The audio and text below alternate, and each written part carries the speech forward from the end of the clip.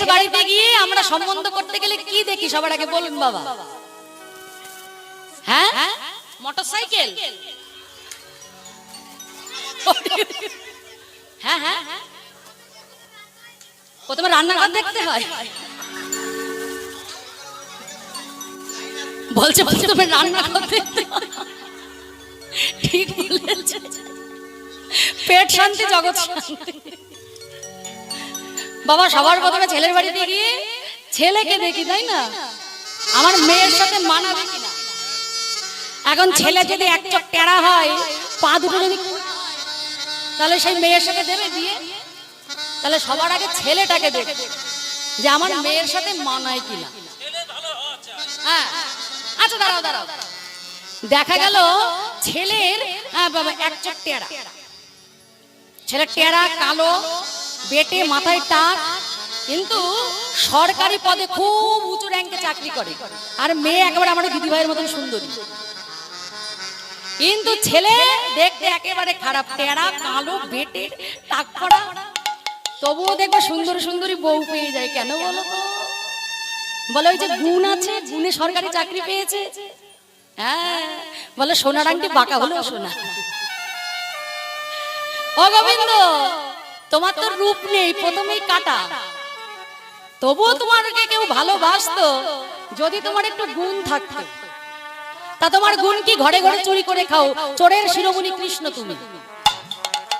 আচ্ছা মা, রূপ নেই, গুণ নেই, যদি ছেলের প্রচুর টাকা পয়সা থাকে, অনেক জায়গা জমি থাকে, তবুও অনেক বাবারা মায়েরা কি করে? সেই মেয়ের সাথে ছেলের বিয়ে দেয়, তাই না? রূপ থাকে না, গুণ থাকে না, কিন্তু সহায় সম্পত্তি থাকলে বিয়ে দেয়।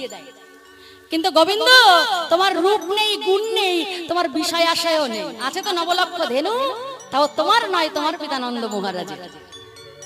তাহলে রূপ নেই, গুণ নেই, ধন নেই, যদি ছেলের বসতি ভালো থাকে, বিশাল একটা অট্টালিকা থাকে, তবুও কেউ না কেউ সেই ছেলের সঙ্গে মেয়ের বিয়ে দেয়।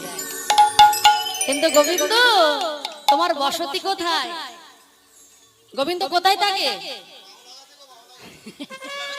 ভগবানের বসতি কদম গাছের ডালে। রূপেতে ভোমরা, গুণে ননিচোরা, ধনেতে ধবলি, বসতি গাছে। এই তো তোমার গুণের মহিমা। কি করে পেলে চাকরি? শোনো শোনো, তুমি জানো খবরদার রায় অঙ্গ স্পর্শ করতে আসবে না। গোবিন্দ বলছে, শোনো, আমি তোমাদের রায় অঙ্গে স্পর্শ করব না, কিন্তু আমাকে দান না দিলে আমি তোমাদেরকে যেতে দেব না। বলে কি দান? বলে আমাকে কড়ি না দিলে যেতে দেব না। বলে কড়ি কোথায় পাবো? বিকিকিনি করে তবেই তো কড়ি নিয়ে আসবো, তারপর তো তোমাকে দেব। এখন আমাদের পথ ছেড়ে দাও, বিকিকিনি করে তারপর তোমায় কড়ি দিয়ে যাও। গোবিন্দ বললেন, এমন কথা সবাই দিয়ে যায়, কিন্তু একবার চলে গেলে আমার কথা আর কারোর মনে থাকে না। আমরাও যখন ভগবানের কাছ থেকে এসেছিলাম, বলেছিলাম প্রভু একবার পার করে দাও, মাতৃ জঠর থেকে পৃথিবীর আলোটা দেখাও, ভবে গিয়ে তোমার নাম করব, তোমার নামকে আশ্রয় করে থাকবো। কিন্তু ভগবান আমাদেরকে বিশ্বাস করে পার করে দিল মা। কিন্তু যেই পার হয়ে গেলাম, আমরা সংসারকে আপন বলে জড়িয়ে ধরলাম, সংসারে ছেলে আমার, মেয়ে আমার, সংসারকে আপন করে নিলাম, ভগবানকে পর করে দিলাম। আমাদের ছেলের জন্য সময় আছে, মেয়ের জন্য সময় আছে, সংসারের জন্য সময় আছে, কিন্তু ভগবানের জন্য 24 ঘন্টার মধ্যে 24 মিনিট সময় বের করতে পারি না। আমার গুরুমা বলে, ভগবানের কৃপায় আমরা প্রতিদিন 24 ঘন্টা করে সময় পাই। বলো না, এখানে এত মানুষ আমরা কীর্তন শুনতে এসেছি, বুকে হাত দিয়ে বলতে পারবো যে আগামীকালে প্রভাতের সূর্যটা আমরা দেখতে পাবোই পাবো। বুকে হাত দিয়ে কেউ বলতে পারবো না, ওই ঘুমের ঘরে বিছানার মধ্যে যদি দমটা আটকে যায়, আর কি ভোরের আলো দেখা হবে?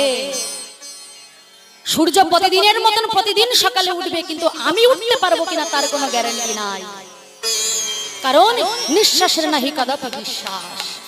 তাই যতটুকু সময় পাও ভগবানের নামকে সম্বল করে নাও, ভগবানের নামকে সঞ্চয় করে রাখো।